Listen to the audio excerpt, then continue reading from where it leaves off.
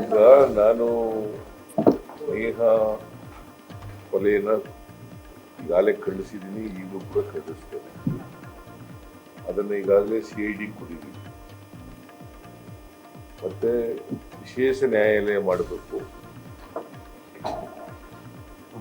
ಅಪರಾಧಿ ಆರೋಪಿಗೆ ಶಿಕ್ಷೆ ಕೊಡಿಸ್ಬೇಕು, ಕಠಿಣವಾದಂಥ ಶಿಕ್ಷೆ. ನಾನು ಪಬ್ಲಿಕ್ ಪ್ರಾಸಿಕ್ಯೂಟರ್ಗೂ ಕೂಡ ಮಾತಾಡಿದ್ದೀನಿ.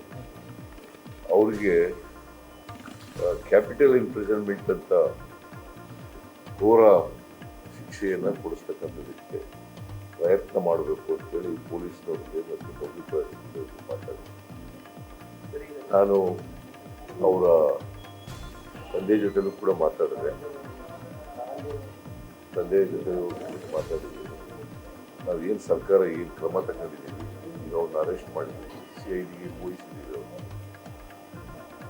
CID ಅವರು ಕೂಡಲೇ ಚಾರ್ಜ್ ಶೀಟ್ ಹಾಕಿ ಟ್ರಯಲ್ ಪ್ರಾರಂಭ ಮಾಡೋರು. ಒಂದು ಪ್ರಕರಣ CBI ಕೊಟ್ಟಿದ್ದಾರೇನ್ರಿ? ಅಲ್ಲ, ಈಗ ಕೊಟ್ಟಿದ್ದಾರೇನ್ರಿ ಅವರು ಅಧಿಕಾರದಲ್ಲಿ? ನೀವು ಹೇಳಿಯಪ್ಪ. ಮತ್ತೆ ಅವ್ರಿಗೆ ಯಾವ ನೈತಿಕ ಹಕ್ಕಿದೆ? ನಾನು ಹಿಂದೆ ಮುಖ್ಯಮಂತ್ರಿಯಾಗ ಅನೇಕ ಪ್ರಕರಣಗಳನ್ನು CBI ಕೊಟ್ಟಿದ್ದೆ.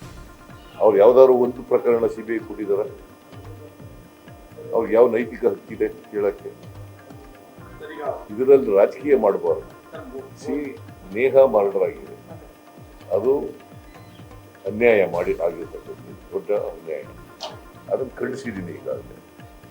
ಅವರು ಅದನ್ನ ರಾಜಕೀಯ ಬಳಸ್ಕೊಳ್ತಕ್ಕಂಥ ರೀತಿಯಲ್ಲ. ಅದೇ ಪ್ರಶ್ನೆ ಕೇಳೋದು ಇನ್ನೊಂದು ರೀತಿಯಲ್ಲಿ ನೋಡ್ರಿ, ನೇಹ ಕೊಲೆಯನ್ನ ತೀವ್ರವಾಗಿ ಖಂಡಿಸಿದ ಸರ್ಕಾರ ತಪ್ಪಿತಸ್ಥರಿಗೆ ಘೋರ ಶಿಕ್ಷೆಯನ್ನು ಕೊಡಿಸ್ತಕ್ಕಂಥ ಎಲ್ಲ ಪ್ರಾಮಾಣಿಕ ಪ್ರಯತ್ನವನ್ನು ಮಾಡುತ್ತೆ.